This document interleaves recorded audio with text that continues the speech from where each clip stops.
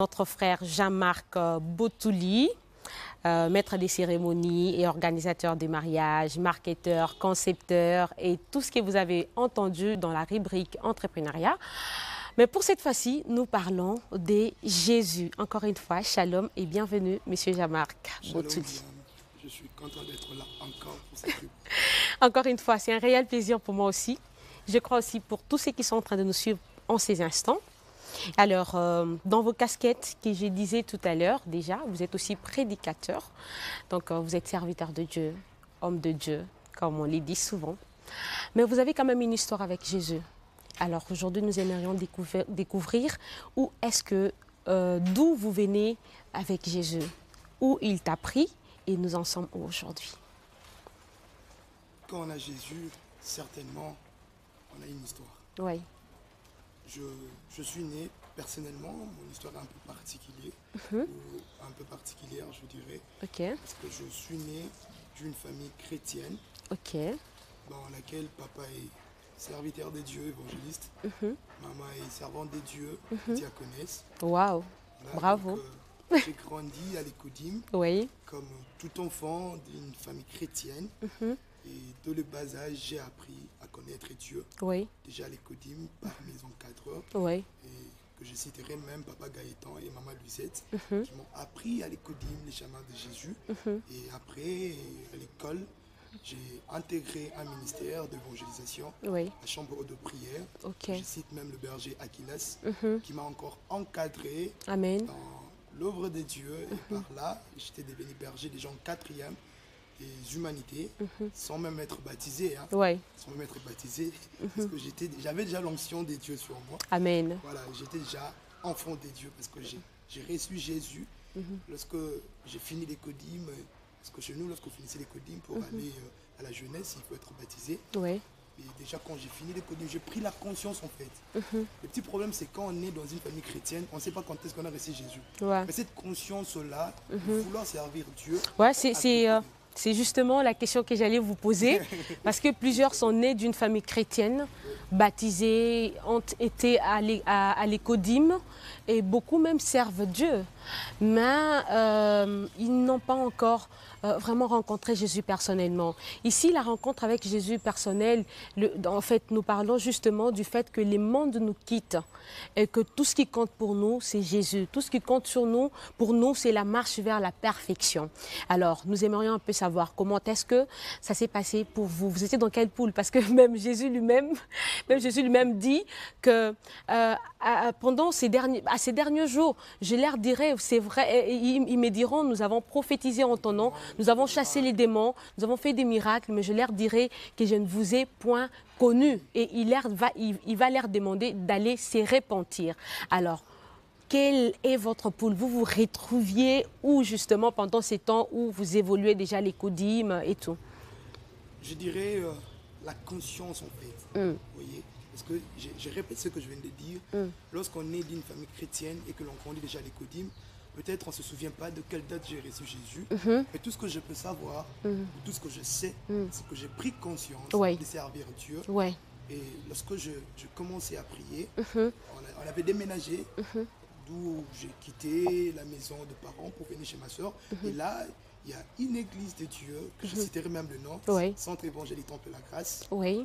De là, j'ai appris à suivre Dieu par les enseignements d'une église que je cite le nom, Centre évangélique Temple la Grâce. Ouais, nous saluons tous les bien-aimés. Je salue mon pasteur, voilà. pasteur Kadéou, Shalom, papa. et tous les hommes de Dieu qui me regardent. Ok. Et là, j'ai appris Dieu encore et encore. J'ai appris comment marcher avec Dieu. Et cette conscience-là révolutionnaire, on voyait même à intégrer un ministère d'évangélisation, la chambre de prière, que je viens de citer avec le berger Achilles. Et là, j'ai été affermi. Et de là, je suis devenu berger dans ce ministère. Gloire à Jésus. Par là, frère Jean-Marc, monsieur Jean-Marc, homme de Dieu Jean-Marc, nous comprenons que les mondes n'ont pas vraiment eu d'effet vraiment sur vous. Vous avez pris la conscience tôt, à marcher vraiment dans toute vérité, en âme et conscience, tout en craignant Dieu. Et c'est Dieu qui vous a fait aujourd'hui son serviteur et pécheur d'âme aussi, parce que vous êtes aussi évangéliste. Alors, quel gain, au fait, quel gain pourriez-vous nous dire en ayant Jésus, en ayant rencontré Jésus en vérité et en esprit? Alors, quel gain, quel bonheur, au fait, vous éprouvez dans ces Jésus, vous pouvez partager aussi avec ceux qui nous suivent. Le grand bonheur que je prouve pour avoir eu Jésus dans ma vie, c'est que je suis vivant. Amen. C'est le grand bonheur. Donc, quand vous n'avez pas Jésus, vous n'avez pas la vie. Oui. Et celui qui me regarde à la maison, si vous n'avez pas Jésus, je pense que vous êtes mort. C'est ce que même la Bible dit et c'est ce qui est vrai. Le bonheur que j'ai, c'est que je suis vivant. Amen. Parce que j'ai Jésus. Parce qu'on a Jésus. Et avoir Jésus aussi, nous aimerions les dire, ce n'est pas marcher avec la Bible dans les sacs, c'est pas dormir avec la Bible au chevet de son lit, c'est pas aller à l'église tous les dimanches, ni encore dans tous les programmes, mais avoir Jésus, c'est haïr le mal, haïr les péchés, haïr le monde et marcher selon ses lois et ses préceptes comme notre frère Jean-Marc Botouli. Alors, en dehors de cela, qu'est-ce que Jésus a encore fait, que vous avez trouvé vraiment dans votre vie sociale, dans votre évolution? Qu'est-ce que Jésus a aussi fait que vous pouvez partager avec les jeunes qui vous suivent en leur disant, si on a Jésus en vérité et en esprit, il est capable de ceci et de cela? Tous ceux qui me regardent à la télé, ceux qui me connaissent, j'aime dire bravo Jésus. Dans toutes mes publications, il y a toujours bravo Jésus pour dire que tout ce que je suis, tout ce que j'estime que je serai, c'est Jésus qui agit. Dans le travail, dans le business, même de l'animation. Vous voyez, j'ai remporté le concours de l'éloquence de toutes les universités de Kinshasa. Alléluia. C'est Jésus qui a fait ça. C'est Jésus. Donc Jésus est en train de faire de grandes choses. Amen. Donc j'anime même vos mariages par Jésus. Amen. C'est Jésus qui donne l'intelligence. Quand vous avez Jésus, vous avez tout. Amen. Les saluts, c'est un tout. Amen. C'est le spirituel, c'est le physique, c'est Amen. le matériel. Amen. Toute votre vie est liée au salut que vous avez reçu. Amen. Et c'est en Jésus que vous avez Amen. Surtout ça, parce que si Jésus revenait bien aujourd'hui, vous ne manquerez pas de le voir, vous ne manquerez pas d'adorer ensemble avec les séraphins, avec les anges.